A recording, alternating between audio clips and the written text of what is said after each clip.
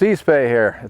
C-Spey is actually a family of casts. C-Spey, snap T, and what it is, the different names apply to this shape drawing in the air. You just saw me draw this shape in the air. And in this case, there, I draw, what I'm going to show you here is a C-Spey because we draw more or less a backwards C in the air. And that part that we're drawing is called the pickup. We're picking the line up, but we're also drawing a shape in the air like that. Okay, here we go. Once again, there's my backwards C. And if I was on the other side of the river, current flowing that way, it would be the opposite. I'd actually be drawing this way, like that. Nice open C. Let's do that again. Nice. And actually this is the backwards C. This is. Okay, so this is the cast I recommend learning out of that whole family. I recommend when you're starting to avoid the snap T's, which is those casts are the real hard, sharp movements like this, because they're less predictable, and you're gonna, when you do it incorrectly, what I should say is they're less forgiving. When you do them incorrectly, the results are broken off flies, possibly hitting yourself, hitting the rod. The key to all these casts is being as smooth as the movements will possibly allow you to be. And it's much easier to be smooth on the C-Spey because of how big and round this movement is, as opposed to the snap type casts, which are like that, all right? Much easier to figure out the tempo of this cast than it is to figure out the correct power application of that cast. So I'm not saying don't do the snap T. What I'm saying is learn the C first, because it's so broad and open, more time to think about what you're doing.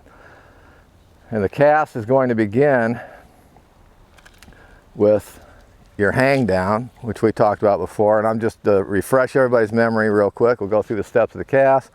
We start with a hang down, pick up, line touches the water for a second, set, sweep, forward casting stroke, all right? That's it. That's the steps of the cast. And on the hang down, the important part here is that we are into the back of our head. When you start your pickup, the natural tendency, the problem with the pickup from the hang down to the pickup is most people want to apply too much power and go too fast, all right?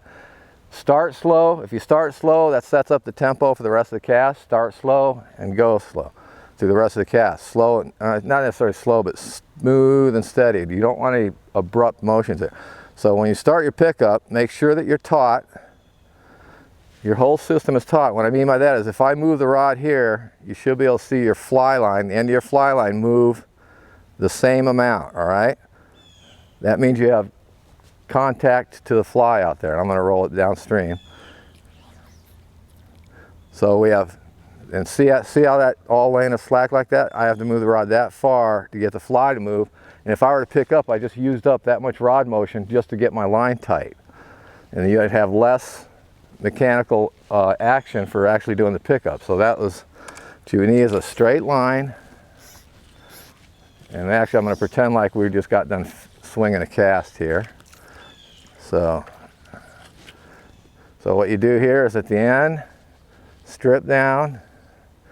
Now then, when you get to the back of the head and you're ready to cast, you need to go into your cast without waiting around, fiddle-faddling around, because at this point, if you had a sink tip on it, it would be sinking down. So in this case, we don't have to worry about it. We got a floating line. You're going to smoothly come up and draw this shape right there. It's going to be, once again, it's a C on this side, what I'm doing here. And this is an off-shoulder cast too. I'm going to come up, I've got my rod tip down, smoothly come up and draw a C. All right, what we're concentrating on here is this motion right here. Now one way to learn this, what's the appropriate amount of energy, is to start out with the line down here and slowly pick up until you can just barely cast the line all the way up the river, all right? So if you do this, you know you've got too much, you're using too much power, all right? So if you do that, the next one, back off on your power application a little bit. When you get to that point where the line just barely makes it upriver, that's the amount of energy you're going to use in that C. Same amount, C. See that? Nice and smooth. Now then, if I had a popper on there or a sink tip, you would have to use more energy. And once again, the best way to learn this is to play around with it. And if I had a sink tip on, I'd have to put more energy to get it up here, all right? So that's one way to figure out how much energy you need to make that C correctly. And just that nice, smooth, just the right amount of power leaves you with a nice, continuous line layout that doesn't have a bunch of squiggles in it. Every time you get a bunch of squiggles in it, that affects how well or not well your casting is going to go. So start here. I'm going to strip in right here, pick up, come around, stop. There's that out and around and over the top, all right?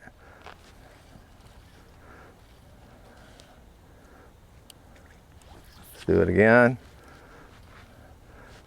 Start here, nice smooth motion, around, out. Okay, now then, earlier in some segment I was talking about I didn't like the C-Spey for a long time because I thought it was a very dangerous cast.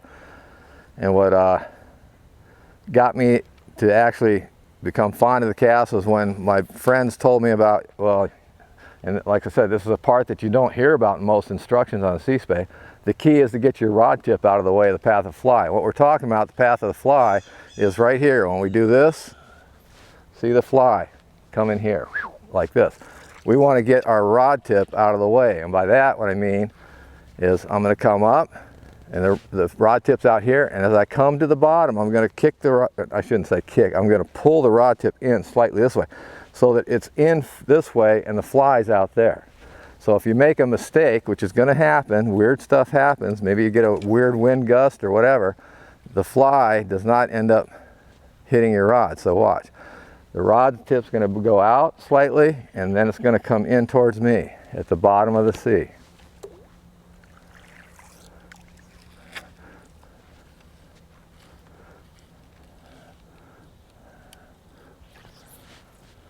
So here, one more time. We're out here with the rod tip, and then we're in with the rod tip. Just slightly. It doesn't take much. You don't have to go crazy and bring it all the way in. You can if you want to, but with these short lines, you probably don't have enough room to do it. With a longer line, I could probably come all the way across to here and be really safe with it. But with these short lines, all you need is just a little bit of separation right there. Okay.